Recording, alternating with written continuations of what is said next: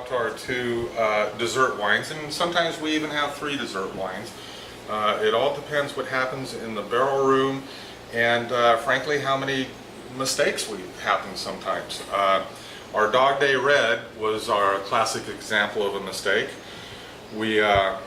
I had a friend of mine helping me in the barrel room, and he was blending a little bit of wine, and there was some port sitting next to the wine that he was working with, and he dumped the port into the wine. I thought, oh no, now what are we going to do?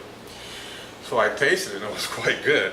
So we kind of did a little test run in the tasting room to see what people thought of it, and people just loved it and said, I want that wine. Well, this wine's not available. So anyway, we decided to bottle it. And we were going to just do that one bottling. We didn't want to become known as the sweet wine house. But every weekend we had people coming back saying, I want some more of that Dog Day Red. I want some more of that Dog Day Red. So we decided to make it with intention this time. So what our Dog Day Red is it will always be a blend of miscellaneous wines with 20% port added. So it's right on that edge of being a little bit sweet. It's a wine that everybody can drink, of course. Everybody's mother will love this wine. And frankly, I like it over ice by the swimming pool and make a sangria out of it. Then we also have our full port. The grapes that I use on our port is traditionally made with 5 Portuguese grapes. But we make it California style. I use Tempranillo, Petit Syrah, and Cabernet Sauvignon as the blend for my ports. And each year I'll put a different blend in.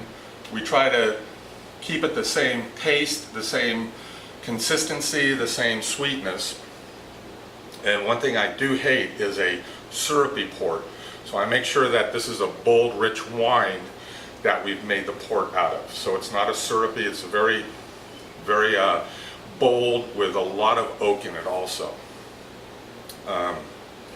Now to make port, we make port the same way that you make wine. So we go out and we pick the grapes at a particular sugar level.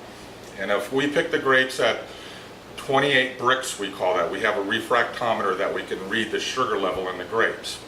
And for a normal wine, if you pick at 28 bricks, you throw yeast into the grapes after you crush them.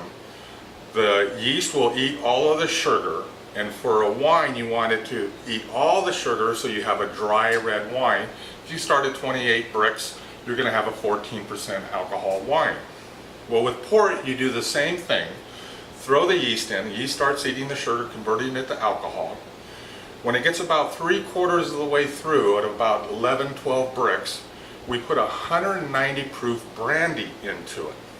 We elevate the alcohol level up to 20%.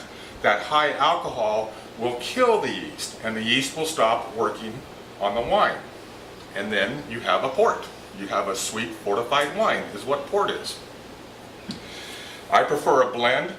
I'm not particularly happy with a single variety port. I really think they need to be blended.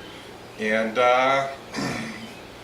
what port doesn't make the blend, then we just hold that back, and hopefully if Helen and I stay out of the barrel from tasting it, that will turn into what's called a tawny port.